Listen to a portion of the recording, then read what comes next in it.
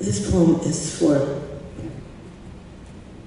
Michael Harper, who is a wonderful poet. He's written quite a few poems about jazz musicians. He has a lovely little epigraph to one of his poems which goes something like this. A friend of mine told me he was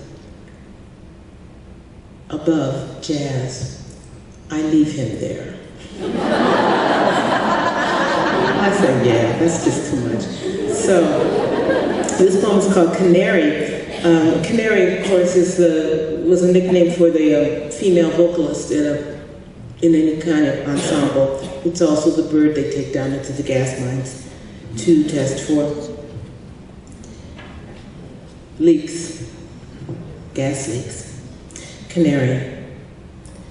Billie Holiday's burned voice shadows as lights, a mournful candelabra against the sleek piano, the gardenia her signature under that ruined face. Now you're cooking, drummer to bass, magic spoon, magic needle. Take all day if you have to with your mirror and your bracelet of song. Fact is, the invention of women under siege has been to sharpen love in the service of myth. If you can't be free, be a mystery. This next poem is a ghost story. Someone told me there were ghosts here. I'm not sure. I think there are always the shadows of those who've gone before, somehow in the walls. In this case, my husband and I were at a writer's retreat in Switzerland, and the house, which was a chateau, really wonderful mansion, the man had been a publisher. He had died several years before his wife had died, and they had been a very, very devoted couple, and so she pretty much kind of walled herself away into the chateau. And then after she had died, the will had specified that it be made into a writer's colony. Now, what they decided to do, instead of completely refurbishing the place, they decided to invite a group of writers to the house as it was, and to have them live in it and tell them what needed to be done in order to make it a space that was really good for writing, how the rooms had to be rearranged. So we were the test group, we were the guinea pigs. And it was a very, very big chateau, so there were lots of rooms. Because we were a couple as writers, because my husband's a novelist, they gave us the master bedroom, which had a walk-in closet as big as my bedroom now. But it was the place where she had spent her last, weeks. And someone said to us, "I hope you aren't afraid of ghosts." And it was like, ooh.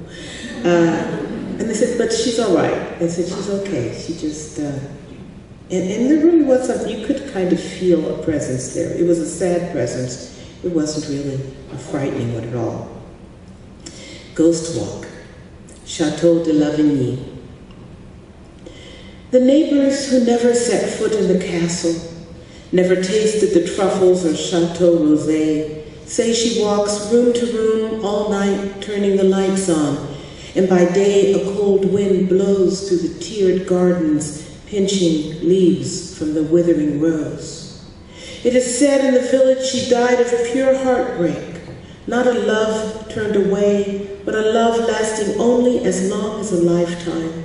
His life and no longer, not enough for the lady, hair red as a brush fire that refused to go out, though it faded with years to the orange of the coral that lives in the sea.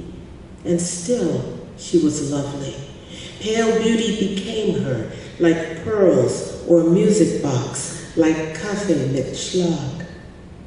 Slim in an era when slim wasn't in fashion, she climbed into her tub lined with bath salts and mirrors. Chin deep in scent, she would dream of a body that could hold all of her, keep her afloat on this ocean of good sense and breeding. She told no one, not even the one man she lived for. She put on her lipstick. She combed her brave hair, which she bore like a lantern into the murmuring parlor where they waited with smiles and champagne on their lips. All night the waves pitching, all day the crows wheeling through skies blue as his eyes, bright above the stunned lake. When he died, she lay down in their bed of silk tassels, in their bed of fringed curtains and rose-colored satin.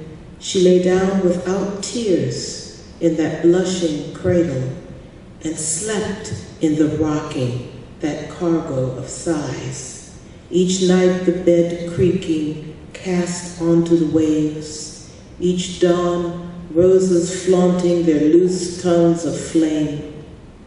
She's a kind spirit, they assure us, down in the village.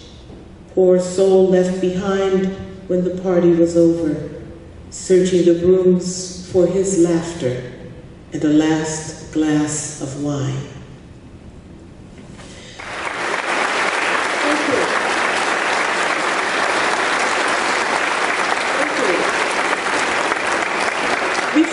Thank you so much. Before I turn it over to questions, I would like to read one last poem, which is a newer poem. At least it's not collected yet, which might get our conversation started a little bit. Because I mentioned just a minute ago that the plot didn't interest me, as much as how they felt in their plot, so to speak. And maybe that's what distinguishes the poet from the fiction writer.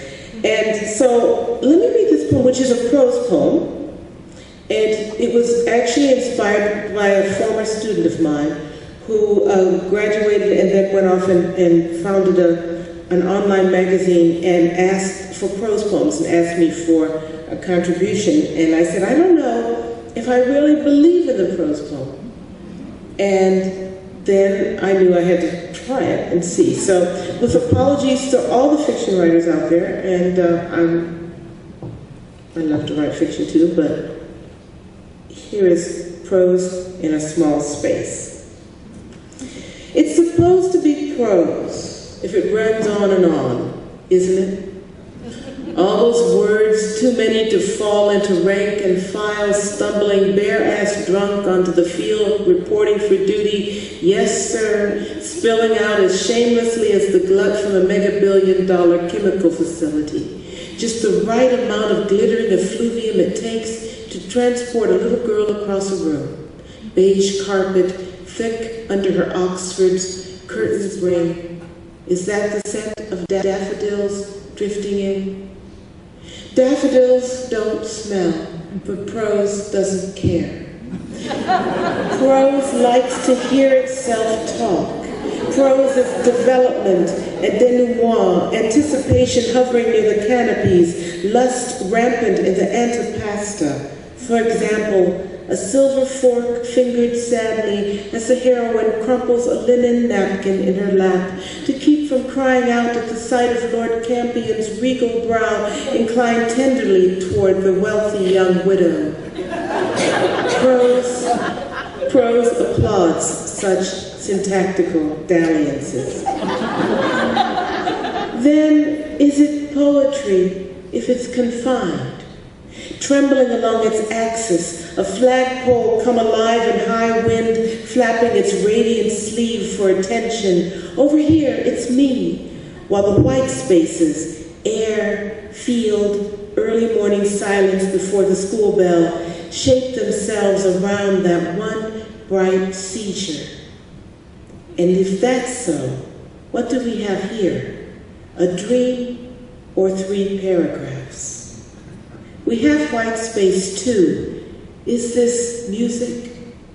As for the words left out, banging at the gates, we could let them in, but where would we go with our orders, our stuttering pride? Thank you.